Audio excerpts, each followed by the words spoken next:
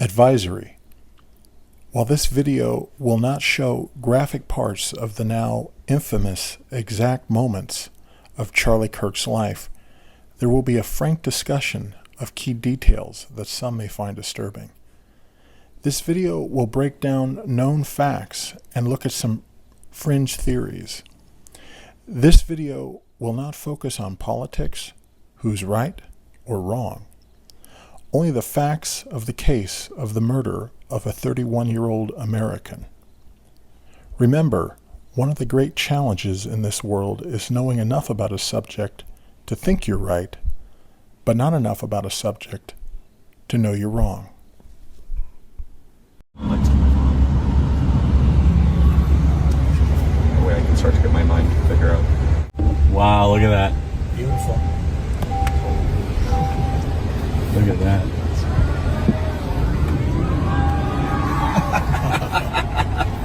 Just give him a little taste.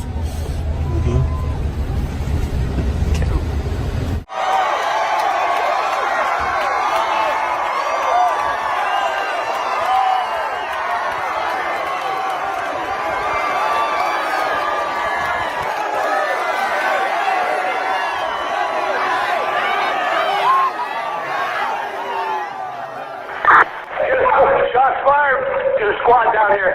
The Kirk speaker at UVU just got shot in the head. Okay, what's the address? UVU. And what happened? He's a speaker, famous guy, Speaker Kirk. Where He just got UVU shot are in the middle you? of his speech. I'm in the parking lot. Everybody's running. The whole UVU is running. Like many Americans, I found out about the shooting and death of Charlie Kirk not long after it had happened. While pumping gas not more than an hour after his death was announced, I was told by the gas station clerk that Kirk was killed by the deep state and they will set up a patsy shortly. A confession here. I love conspiracies and conspiracy lore. A lot of this channel is focused on that. I didn't give the idea much thought until 33 hours later when the suspect, Tyler James Robinson, age 22, had been arrested in connection to the assassination. Surveillance photos circulated online looked nothing like Robinson. They were clearly not the same person. However, I soon learned that authorities also agreed. The photo making the rounds online and on social media was an AI enhancement of grainy security camera screen grabs. AI is a wonderful tool, but can clearly have unintended consequences. Unfortunately, I have still noticed to this day people still making the connection that the photo, the AI enhancement, looks nothing like the shooter. That's because it's not. It's an AI enhancement, and I think awareness of this is very important. I want to tackle some basic thoughts on this shooting. And the one that seems to be floating around still, even though it's been pretty much debunked, is the idea that 142 yards at an elevated position with a clear trajectory is an impossible shot. Now, as I said, you can go on YouTube and see, at this point, probably hundreds of gun enthusiasts recreating this shot. It is a very simple shot. As a gun collector and more infrequent shooter, this is something that myself could do with just iron sights. You're welcome to disagree with me, but I think the facts remain as they are. This was not an impossible shot. And as far as this video is concerned, we're just going to leave this here where it is. It's been pretty well proven that this was a pretty easy shot for a medium shooter. And I count myself in that category. I want to focus now on the wound. There are plenty of armchair experts on social media that claim the wound we see is an exit wound and not an entry wound, and that there's no way around that large would not go straight through the body. In recent days, Andrew Colvett, a producer for Charlie Kirk's internet show with close ties to Turning Point USA, stated that there was no exit wound. This was also confirmed by a surgeon involved in the treatment of Kirk. Colvett also stated the round was found just beneath the skin, according to the coroner involved in the case. As of today, we don't have an official path through the body. Did it hit bone and was slowed by muscle tissue? Did the bullet tumble, as many do, inside the body? This is speculation on my part.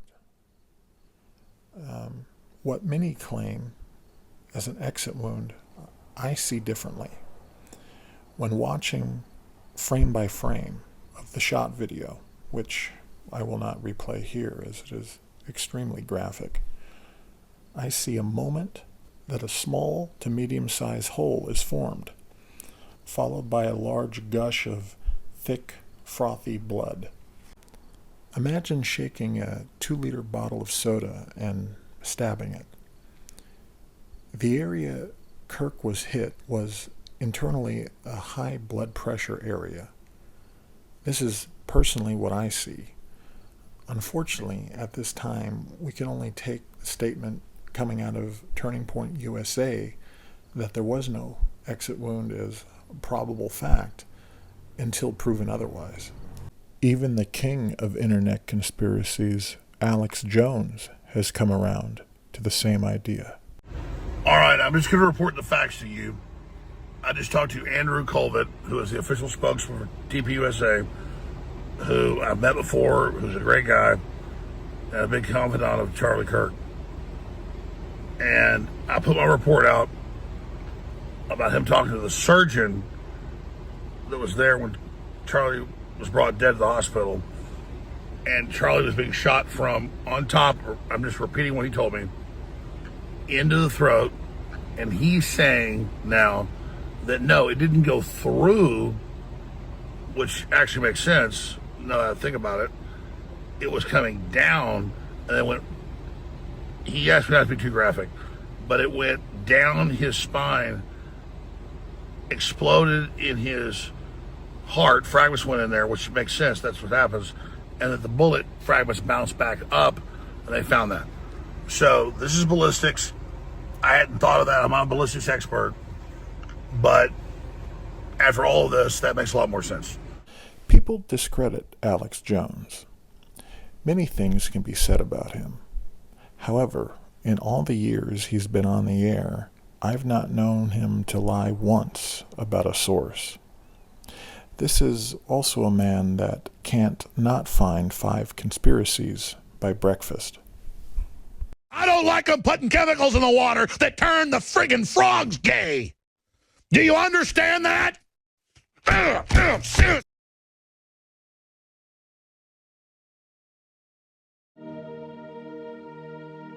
Once you see it, you can't unsee it.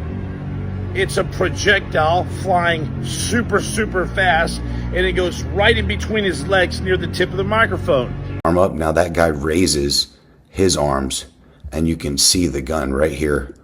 It's gonna recoil. And then as soon as he gets done recoiling, Charlie moves. You can see the same, what appears to be the bullet coming down, and it does line up with the actual gunshot itself. We're not counting gang violence. Great. Let's talk about the dozens of so-called claimed caught bullet shots floating around. There are at last count close to a dozen screen grabs of what people claim to be a bullet caught on a cell phone camera or cell phone video. From up and to the right of Kirk, bullets coming out of the ground, and even covert pen guns Here's my issue with this. Most cell phones capture video at 30 frames a second. Objects moving at sonic or even subsonic speed do not capture well on modern image sensors. While it is still possible to catch the wake of a bullet, it is highly unlikely. You would have to have a much better chance with a higher quality camera and a higher shutter speed.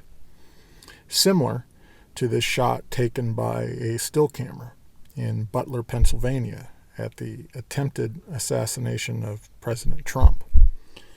You can see what most agree is the wake of a bullet.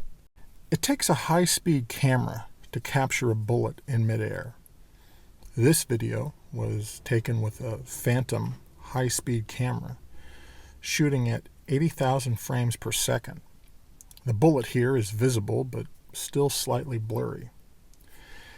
Compare 80,000 frames per second of a $150,000 scientific camera to the 30 frames per second of a consumer-grade cell phone. Not to mention, all of these clips can easily be reflection, random foreign objects highlighted by the phone's image sensor, or video artifacts created by the cell phone's internal video compression software.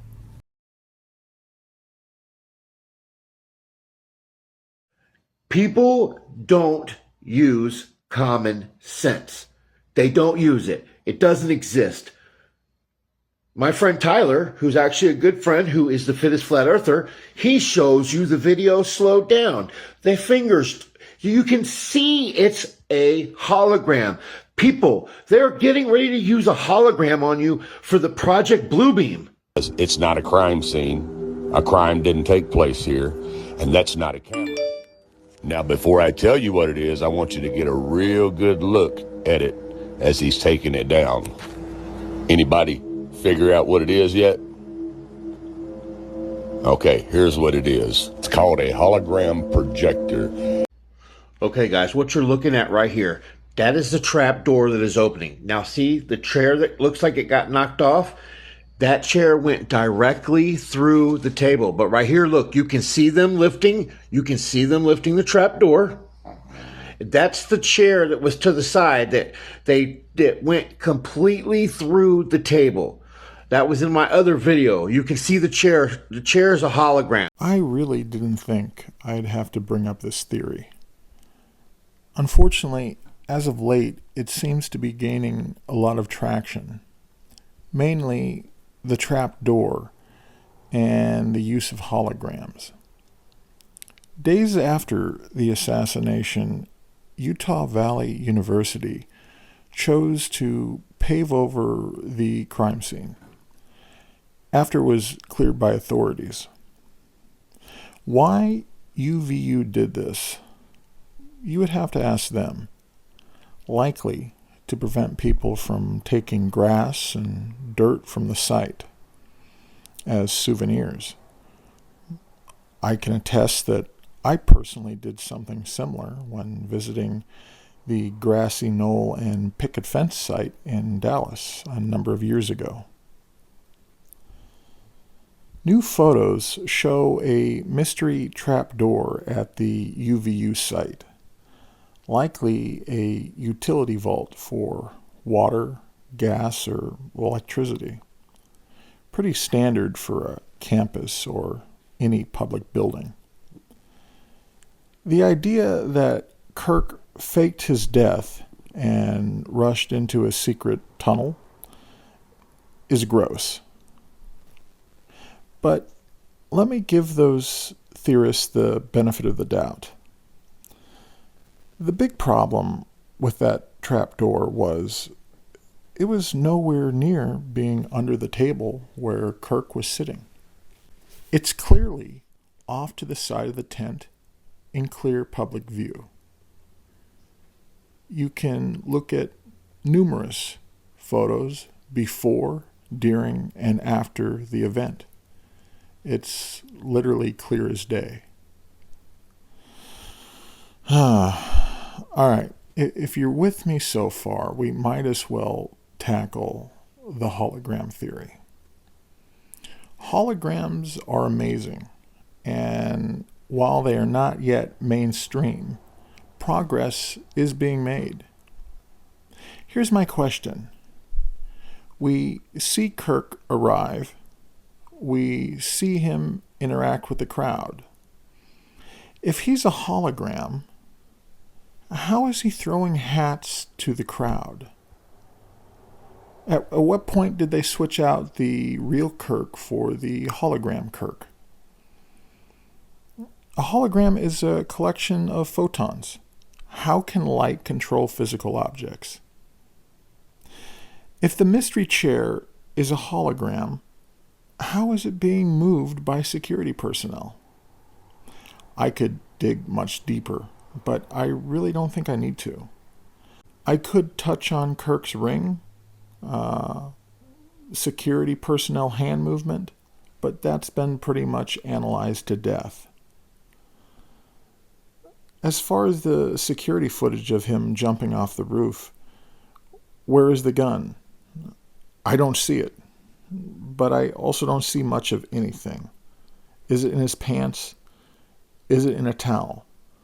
We can go back and forth all day, grasping at pixels. Sometimes I see a gun. The following text exchange, then took place. After reading the note, the roommate responded, "What? You're joking, right? Robinson, I am still okay, my love, but am stuck in Orem for a little while longer yet.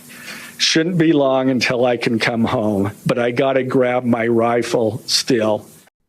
The text messages from Tyler Robinson to his roommate and possible romantic partner are, I'll admit it, very strange. The full transcript of the messages can be found easily online. The text exchange bothers me. It reads, at least to me, very stiff. While no one else has been charged, and I'm not implicating anyone, the messages read, at least to me, as somebody purposefully not trying to implicate others. It would be helpful to look at Robinson's messages going back months to see if this style of texting was common to him. I mean, I can't remember the last time I referred to my car as a vehicle or used the word outfit, but we are all unique. I believe Tyler Robinson shot Charlie Kirk. At least that's what the evidence for me points to. The remaining question for me is, did he have material support from others in his online community or from his roommate? These are still burning questions for me, which could be key to a possible conspiracy. I do understand why people often jump to why modern events may be a conspiracy, because some conspiracies and government corruption happens in this country.